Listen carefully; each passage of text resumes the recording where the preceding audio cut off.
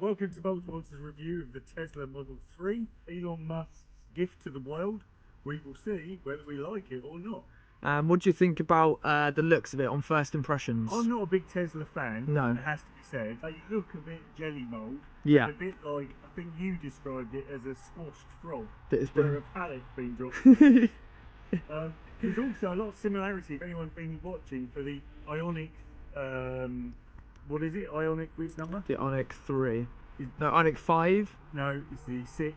The Ioniq 6? Ioniq 6. It's a bit like the Ioniq 6, and it's kind of just a bit uninteresting. I know a lot of car manufacturers have like had a grille, but obviously Tesla never had grills, so they haven't done it. But I just think it's a bit dull. Yeah. I just think it's a bit, you know, when you're producing something like the Cybertruck, which looks like a 5-year-old decided to design a truck and went, wow, that would look great on my wall. They kind of went, a bit boring. So first impressions of the inside of a Tesla. Inside of a Tesla is a bit like a TVR. They've kind of reinvented things that didn't need inventing, like buttons for door openers, for example. So if anyone who knows TVR, they were really good at putting buttons for your open the door on the wing mirror and things like that. Overall, it's about what you'd expect, but the most obvious thing is the missing binnacle, because everything is on this enormous touchscreen. So maybe you could show the touchscreen. Here is coming a helicopter by the looks of things. Yeah, so this enormous touchscreen, which I think they're coming in.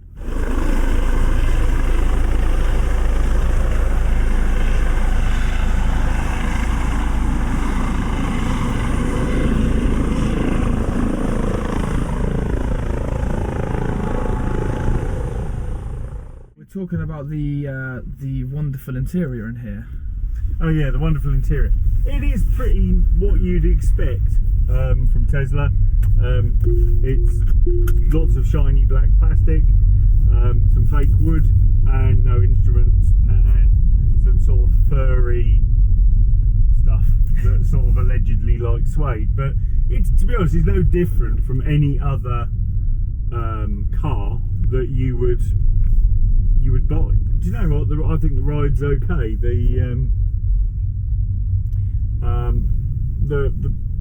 overall, the ride's really smooth. Okay, we're on pretty smooth tarmac with no, you know, no lumps and bumps and sort of.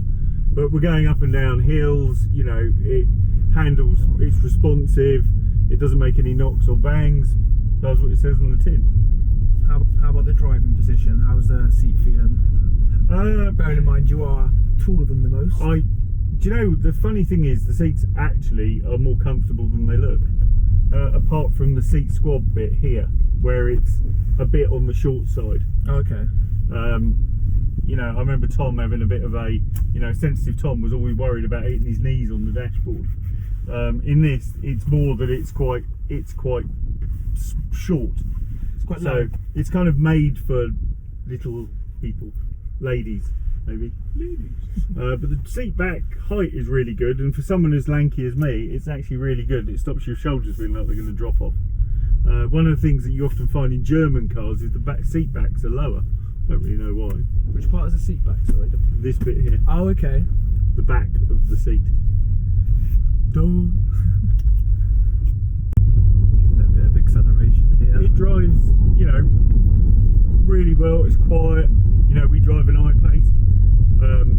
As EVs go, it's very similar. Does it feel crashy at all? Does it feel intrusive? Is there anything kind of jumping out at you? The thing you always notice with EVs is we found a dead end. EVs are always a bit because they lack engine noise. They've always got a bit more wind noise and a bit more tyre noise. So we actually have a passenger in the car today, which is actually Pirate Mark. Hello. In the back. We've never done a back seat review. We've done a back seat review. What's your view of the back seat? Yeah, I'm quite impressed so far. Yeah. It does have the most violent reversing, which is takes a bit of getting used to. The And rear also- area is quite spacious. Interestingly, the cameras, they have tone on them. You know, like the mode you get in mobile phones, so you can make pictures look old. Look at these. They go yellow. What's that all about? Spaghetti western. It is a spaghetti western. You go, so, hi-ho, Tonto. You got much room back there, Mark? Yeah, plenty of room. Nice leg room. One thing I can say is, going back to the iDie 3, is the car on the screen is actually the correct way round. VW. Just gonna give them So if Elon Musk can get it the right way round, so can good old VW.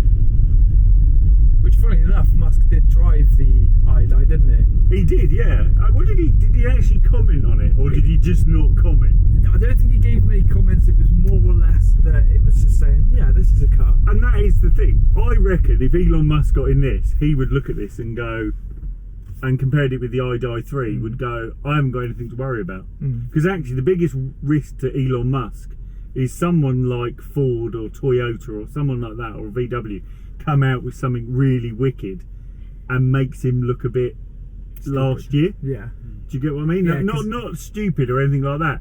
You know, because he's got the biggest wallet in the world. He's got the following though as well. It's almost like a trend having Yeah, a Tesla. it's like so. like I've got a Tesla because I'm greenwashing my life type of thing. You know, this is a very normal car. If anything, it's a bit dull. It's quite minimalistic. Yeah, you know, if I just You know, it's very much IKEA and not much Harrods is what I would probably say.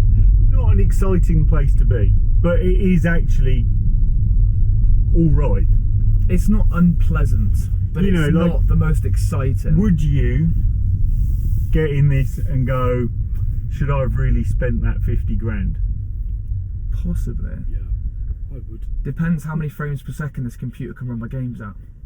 But I am younger. Maybe, but you kind of get in it and you don't go, does it feel like a 50 grand car? Not to me, it doesn't. No. Possibly the money's been put into the range. I don't know, these got pretty good range, haven't they? Over 300 miles. 300 miles, yeah. Which could have been where all the research has been put in and where that money's justified up until they make some of that money back, perhaps. Or, yeah, maybe. But if we take a look over in the centre console, if I get this off my face, it's just nothing. Here's a question for you, and I think this is a really good test for those of us in the car. You know, Yeah. we've got Jason Monsterio, The breaking news boy. breaking news boy. There's Jason Monsterio, and we've got Mark the Pirate.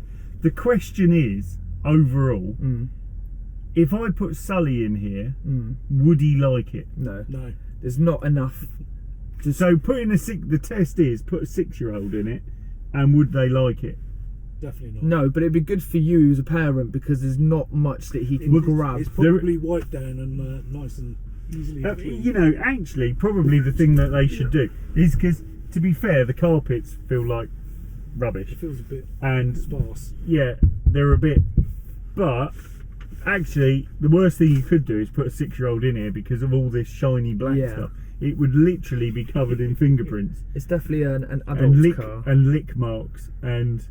Scratch marks and sugar marks and everything. One of the worst things your kids do is they climb over the centre console, and you know, trying to stop them doing it because they always think it's a good idea because they want to be with you. But overall, it's not. It doesn't feel top quality. But actually, as an EV, would I have this over the I-Pace? Jason Monsterio is shaking his head. I wouldn't. I mean, I can tell straight away, like, so I'm not slating the vehicle at all. It's been put together quite nicely. There's no immediate things that pop out to me that has been done incorrectly, but little things like the stitching, you can just see that in the eyepiece it's a lot tighter. The build quality just feels a little bit more sturdy. The noises in here tend to resonate more than what we've got in the eyepiece, obviously because of either fitting or materials that have been used. Like Teslas have got a really good niche, but I feel like they've had to rush a few things just to get themselves out as quickly as possible, and you can see that the further you look in terms of the little details and the materials used. Because for 50 grand, how much was your eyepiece? Another 20? About 70. About 70, so another 20 grand 60 less. something, I can't remember. And you can feel it, like, you know, in you know, the side panels here, you know, they're Yeah, slightly cushioned, but yeah, they are slightly cushioned and they don't feel too bad and they actually feel quite nice to the touch. comfortable, yeah. Unlike the iDi 3 where they feel like someone had literally, well actually they had. They've literally taken plastic bottles and made a car out of it. This actually feels like someone put some thought into the quality of the materials. It's kind of imperfect, but it, you know, it's a great first try overall. And this is, the Tesla 3 is the mass volume car That's for their Tesla. star child, isn't it? You know, the S is just a saloon, Yeah. which in America they buy saloons. Over here we don't. The 3 is But a big shoe the box. the three is basically something slightly bigger than a Focus that is an EV that people can do. But I don't immediately jump at this and go, I'd swap my iPace for it. Like just little things here. These buttons are a bit, I don't know. It's a bit weird, actually, isn't it? Get them in. We're just gonna get those in. Just maybe give them a little razzmadazz. So you can. Yeah, just, this is for controlling the loudness of the stereo. it just sounds like it's got a limit to how many times that can be used. One of the things about cars is manufacturers have something called brand DNA. There isn't much about this that makes you go, if you covered up the badge and you didn't immediately know that that looked like a Tesla, would you actually go, ooh, that's a Tesla? No. No, not at all. And that is the critical thing, and I think that's the thing that Tesla have got to find. Is their unique Their unique, identifier. their unique thing. Like other EV manufacturers, and I know I go on about Rivian a lot, but Rivian seem to have got something that is uniquely Rivian. They've got their own. I wouldn't say it was a niche, but they've got no, but it's their own style. They found their own style and they've found their own place in the world. Tesla have their own place, but it's not distinguished. Identity, Yeah, it's not distinguished by. It's kind of like thinking watch terms. So everyone, if you looked at compared a Breitling and a Rolex, they're sort of immediately identifiable as one or the other. Yeah. You kind of know which is which, and you know it's a bit like saying, what about a Land Rover compared to a Land Cruiser? You kind of get that DNA. Yeah. With this, it's a bit more generic and a bit more like iPhones, that they all kind of look the same. Yeah. As controls. I do not like the back of these seats here. This looks a bit plastic and horrible, and it's not a good view from the back here. And that's because Jason's here, but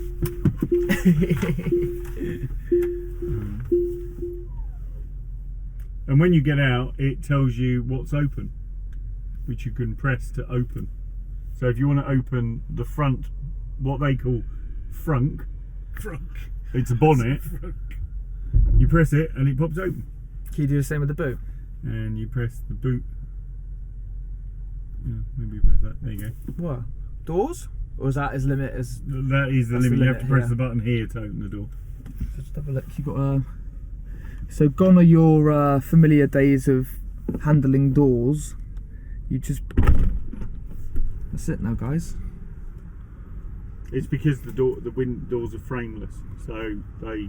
It's like we're having every tiny bit of control and interaction with vehicles is just slowly slipping away, with them being electrified.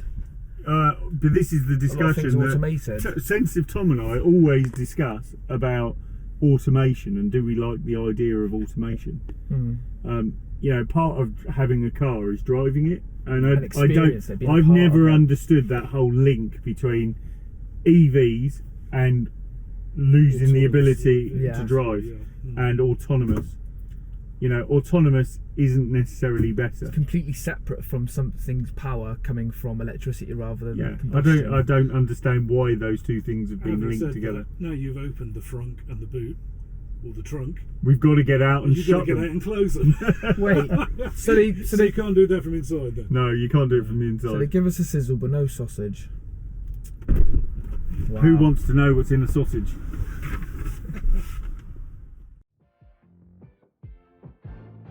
So James, what are your final thoughts on the Tesla? It's a bit nice but dull. You know, inventing stuff that didn't need to be invented, like buttons to open doors, a bit like TVR. They didn't work for TVR. Will they work for Tesla long term? I don't know. Will it become part of Tesla's DNA? We don't know. But yeah, nice, but a bit dull. Like a coffee in the morning.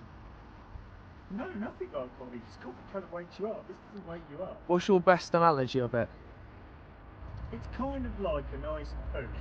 You know, when it's just satisfying, no drama, no straining. You just sort of sit down and it delivers. And you go, oh, and then you get on with your day. That is a Tesla. Get in it. Nothing but very much drama happens. It goes 300 miles. You go.